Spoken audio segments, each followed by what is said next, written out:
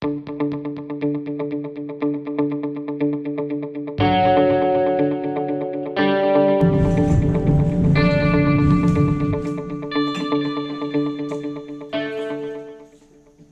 morning. Welcome to Telephone and Base. It's about 7 a.m. in the morning. I'm just getting ready for a new day. And it's a little bit foggy outside, but it's another beautiful day in Telefomin. Every day in Telefomin is an exciting day because you never know what the day will bring. Some of you may be wondering about my man purse. It's called a billow. It's what all the guys wear in Telefomin. Some guys wear it around their neck like that, a little smaller one, but lots of guys wear it as a man purse. And it's what everybody carries in there for the day. I got my water and my lunch, and so yeah. After our last video newsletter, we had a few people asking what was involved in preparing for a day's flying out of our home base in Telefomin. So we thought we'd show you the whole process. From Ryan unlocking the base door in the morning, him preparing his aircraft and paperwork whilst the traffic officers get weather reports and check in passengers, the refuelling, and finally him taking off to fly help and hope to some of the world's most isolated people. If you have any more specific questions about our life and work in Papua New Guinea, please email us on hello@ryanandshiv.net. We hope you'll give us a little artistic license with this video, as it was not all recorded on the same day. Steve, our Telefomin traffic officer, is briefing Ryan on the sick patients that need to be picked up today. In the mornings, the traffic officers and I have different jobs to do, but if I have time, I often help them out. To prepare for all the different flights, we need to call ahead to each airstrip so they can get the passengers and cargo ready. Once I've filed my flight plan, then I grab the aircraft keys and head outside to start the daily inspection. Whilst the pilot is preparing his aeroplane, the traffic officers are preparing the manifest, making sure that all passengers are checked in and they've paid for their flight.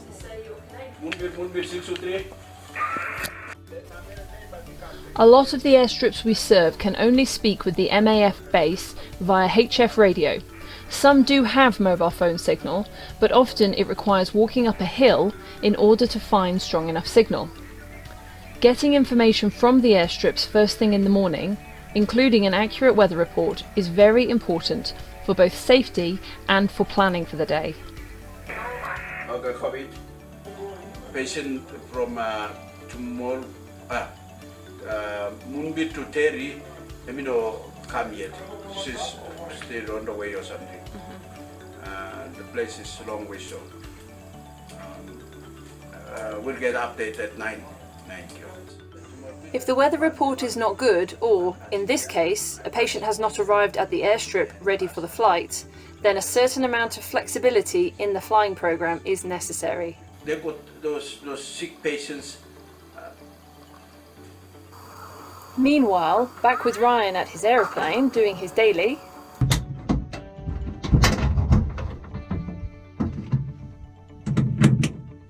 Oh, hello. Good morning. Just out at the airfield here, just getting my airplane ready for the day. Another beautiful day of flying here in PNG. Actually, it's a beautiful day, almost pure blue sky, not a cloud around. Yeah, so I just thought I'd take you through what a day is like for me. It's about 7:15 and I'm just starting my daily inspection of the airplane, and then we'll get all our paperwork in order and then we'll go fly. So it looks like it should be a beautiful day. So I hope you enjoy it. The daily inspection involves checking most of the flight control systems on the airplane, a visual exterior check of the turbine engine, checking for damage on the propellers, and checking the general condition of the airframe.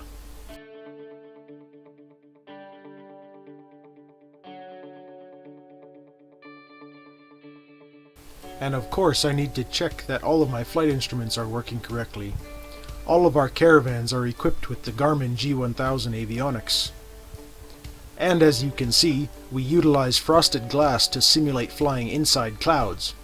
Or maybe not.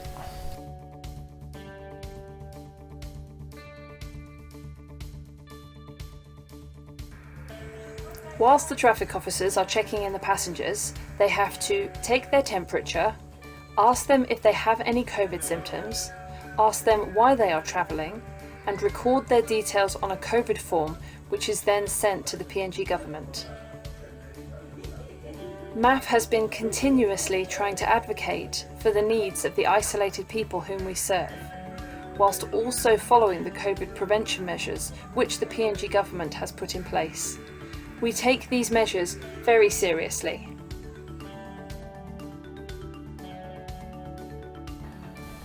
There are no roads to Telefomin, so the only way to get our fuel drums here is to fly them over the mountains. The fuel drums are sent 1,000 kilometers by barge down the coast from the capital and then upriver where they are transferred to a truck. Another 4-hour journey gets them to our closest town, where we can then load them onto the airplane. A simple 20-minute flight then delivers the drums to Telefomin. We can only fit 6 drums in our caravan. 6 drums equals about a week of flying. We are able to refuel at the larger airports, but the fuel at Telefomin is essential for our operations into the remote bush strips. Pumping fuel by hand is hard work in the heat of the day.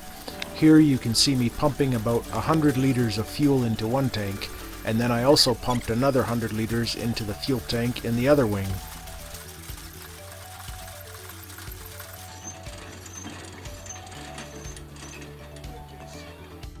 Ryan can't forget to refill his trusty Bible box.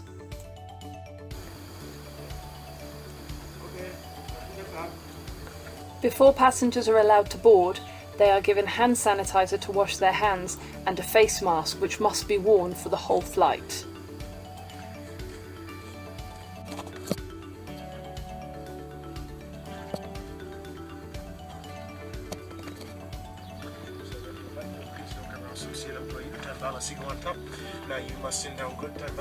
Briefing passengers is usually the job of a traffic officer at MAF bases, but there's no one available to help at bush strips, so Ryan's briefing, in the PNG trade language of Tok Pisin, has got him pretty good. Suppose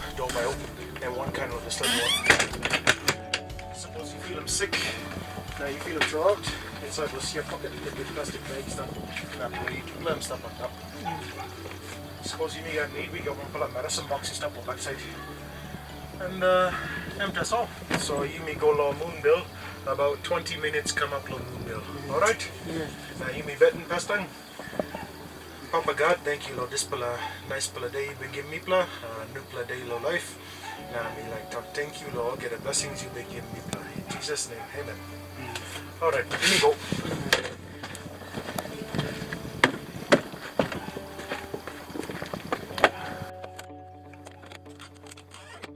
Now the passengers are buckled in and briefed, Ryan does his final checks before taxiing to the end of the runway.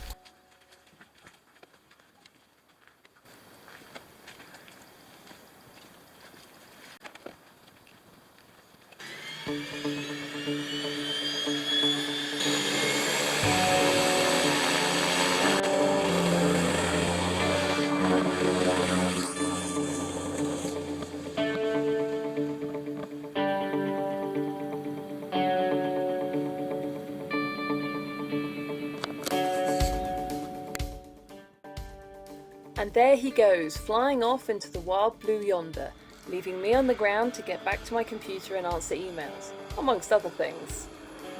Don't forget to check out our blog www.ryanandshiv.net for more stories about our life and work in PNG.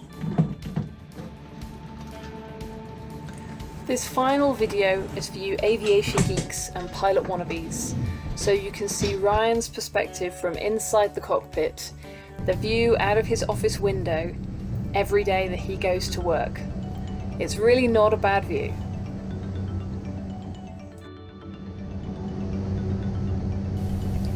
As always, we'd really appreciate you praying for us.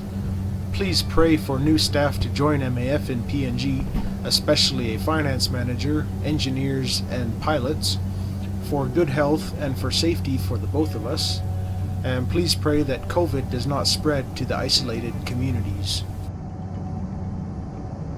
Thank you so much for your support and prayers. We couldn't be in PNG serving with Mission Aviation Fellowship without you. Please do keep in touch.